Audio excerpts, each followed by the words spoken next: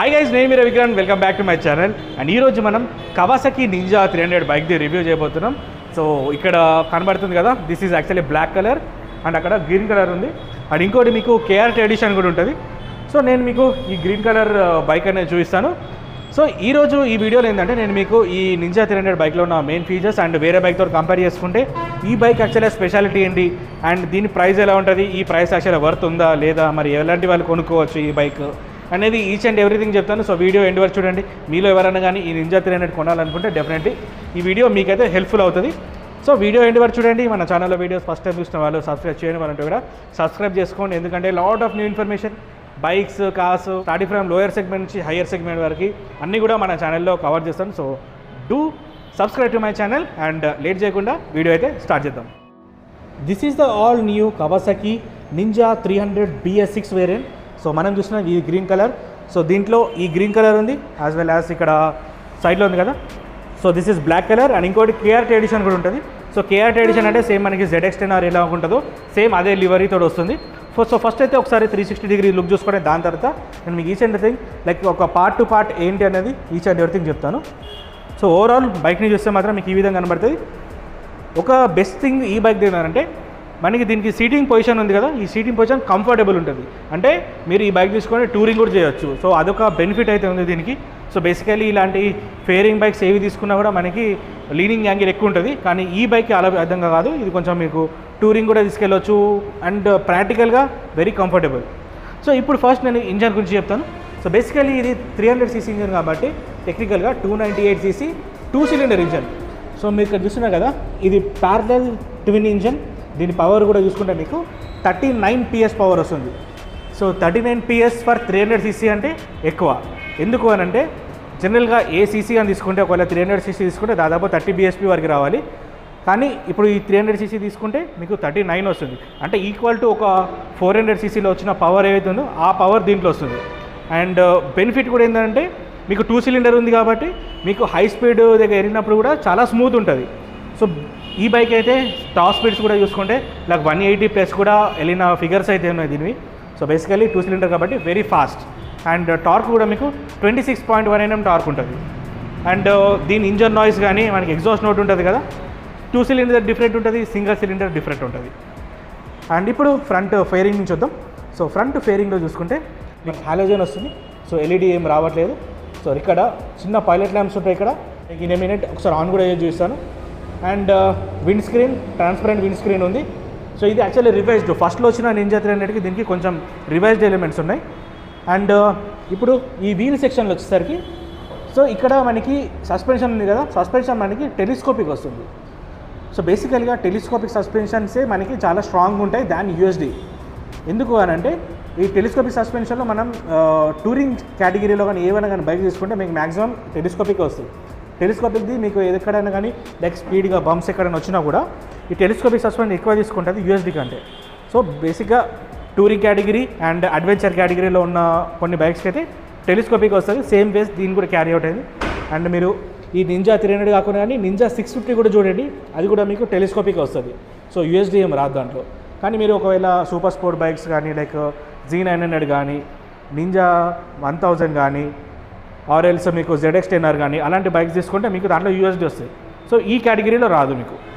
And ఇప్పుడు wheels దగ్గర ఈ బైక్కి కాస్ట్ కటింగ్ అనేది ఉంది. ఎందుకంటే ఇప్పుడు ఈ బైక్ మనకి ఇండియాలోనే మనకి బైక్ రెడీ అవుతుంది కాబట్టి ఇక్కడ కాస్ట్ కటింగ్స్ ఏంటంటే మనకి టైర్స్ అనేది MRF టైర్స్ వచ్చినాయి.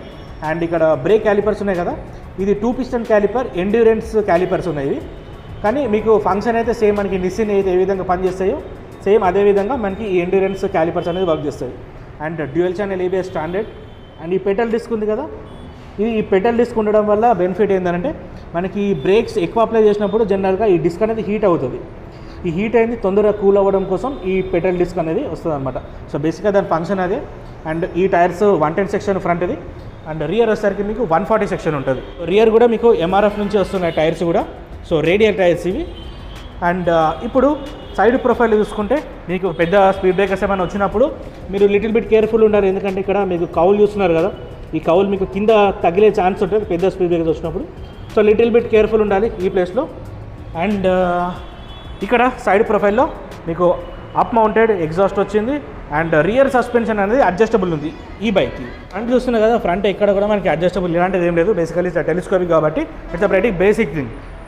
సో రియర్ నేను ఇందాక చెప్పినట్టు రియర్ది మాత్రం ప్రీలోడ్ అడ్జస్టబుల్, మీకు 5 వే అడ్జస్ట్ చేసుకోవచ్చు. అంటే మనకి సస్పెన్షన్ కానీ హార్డ్ కానీ సాఫ్ట్ కానీ చేసుకోవాలనుకుంటే అలాంటి ఫీచర్ అయితే ఉంది. అండ్ బ్యాక్ సైడ్ ఎల్ఈడి ఏం రాలేదు, halogen tail lamp, halogen turn signals. And ఇక్కడ సైడ్లో 6 స్పీడ్ ట్రాన్స్మిషన్, మీకు స్లిప్పర్ క్లచ్ వస్తుంది దీంట్లో. సో అది స్టాండర్డ్ అనమాట, 6 స్పీడ్ గేర్ బాక్స్ తోటి. అండ్ ఈ బైక్కి మెయిన్ హైలైట్ ఏంటంటే ఈ ట్యాంక్ ఉంది కదా, ఈ ట్యాంక్ 17 లీటర్స్. సో 17 లీటర్స్ అంటే మీరు ఈ బైక్ని తీసుకొని లాంగ్ టూరింగ్ కూడా వెళ్ళొచ్చు.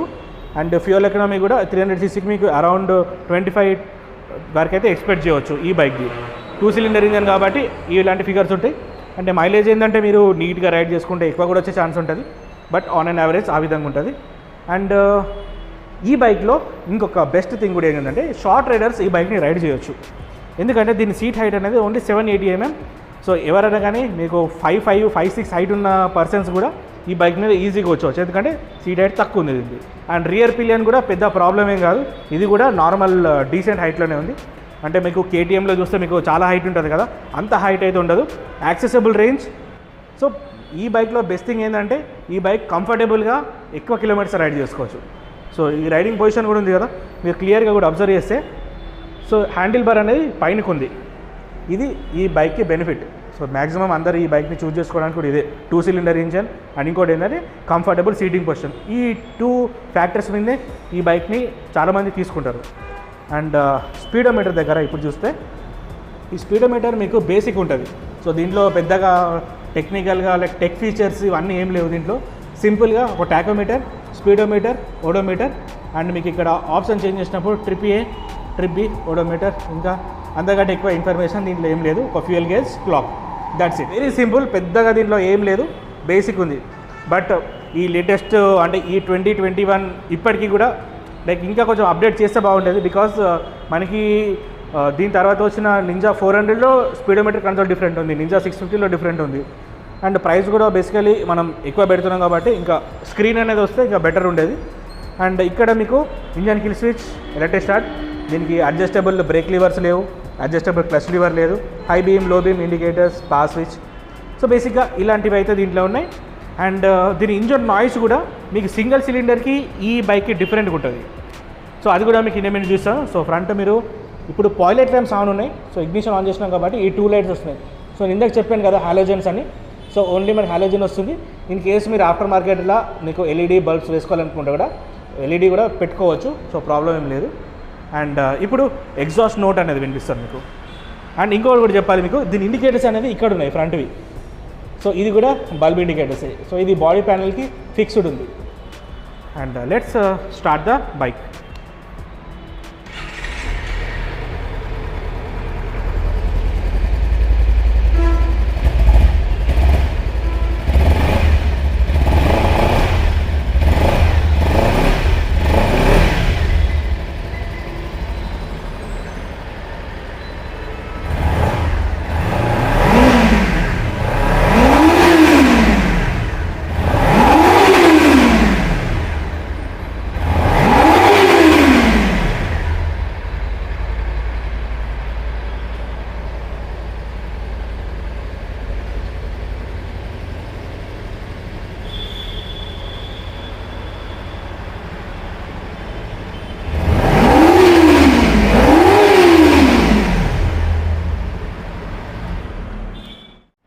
సో ఎగ్జాస్ట్ నోట్ విన్నారు కదా, ఎగ్జాస్ట్ నోట్ మీకు హయ్యర్ ఆర్పిఎం వెళ్ళినప్పుడు స్క్రీమింగ్ ఉంటుంది. ఎందుకంటే ఇది హై రేవింగ్ మెషిన్, బేసిక్గా 2 సిలిండర్ కాబట్టి హై రేవింగ్ మెషిన్లో మీకు ఎంత ఆర్పిఎమ్స్ పైనకి వెళ్ళినా కూడా మీకు ఇంకా పవర్ ఆ ఫీలింగ్ అనేది వస్తుంటుంది.